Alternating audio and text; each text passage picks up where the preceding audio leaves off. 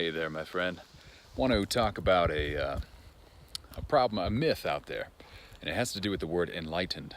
So people use the word enlightened like some people among us are on top of the hill and they see from the top of the hill and they just know and there's no human problems anymore. And whether that is or is not true, it's hard for me to say from inside of the experience of some mystical guru or something.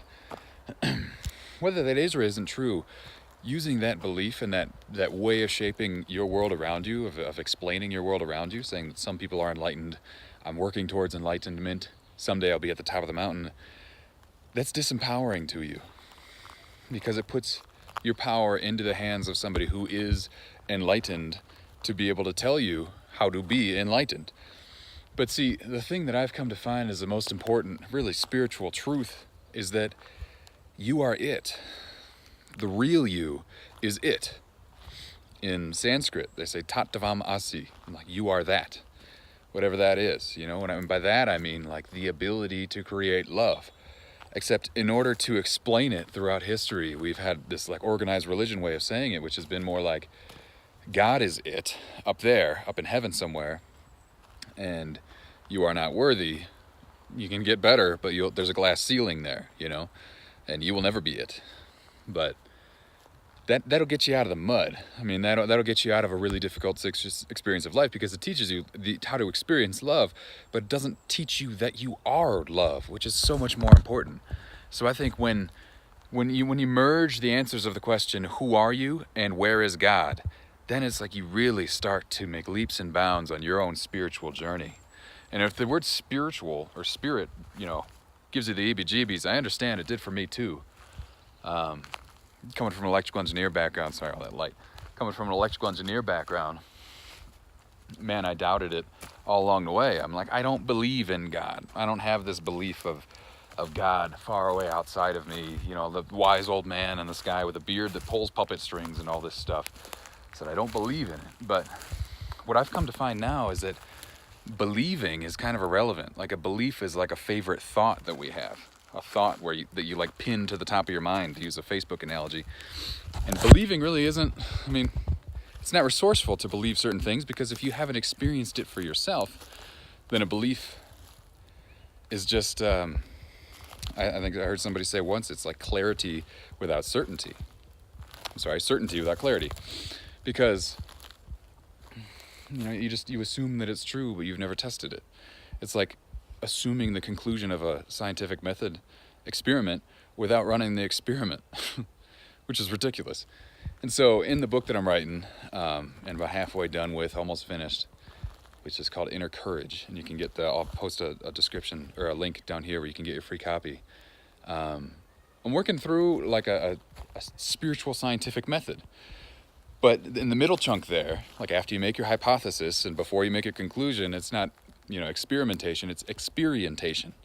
Because the spirituality is the science of the unseeable. And so it follows exactly the same path as external science, except in spirituality, what you're doing is you're exploring internal science. And I don't mean molecules and cells. I mean, instead of using your external facing sense perceptions to gather data, you're using your feeling and your experience to gather data. So in that way, it's like experientation, and you're running experience or something like that to see what you find to be true. But I'm not telling you to believe in meditation. I'm telling you to meditate. I'm not telling you to believe that you are that. I'm telling you to just explore what if, move through your life as if that is true, meditate, and then see how much more of you can you really bring into the world. And so what I've come to find, and my surroundings right now are a manifestation of it, what I've come to find is that I am so much more valuable to the world when I've gone through deep meditation and cried through whatever came up and just gave myself total freedom to cry through whatever happened to be coming up in my meditations. And be joyful and like vibrate sometimes, and all sorts of weird shit happens when you meditate for an hour a day for 2 years. But what you begin to explore is just a radiant inner beauty inside of yourself.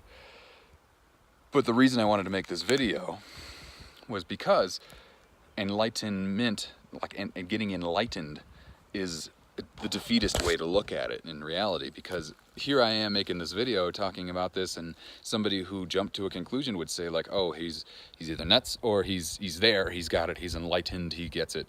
And neither of those are true. Truly, I am enlightening, just like all of us. We're all students until we, until our soul moves on to a different form, really. I mean, we go through all these different lifetimes and experience reality like one chunk at a time.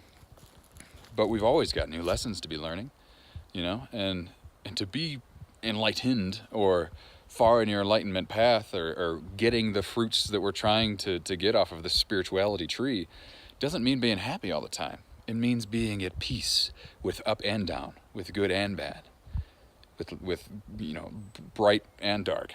It's just being at peace amidst all of that, because you know that you aren't those things. And when you give power to those things to be that which controls you, or that which you run for most in your life, then you give away your power of who you really are.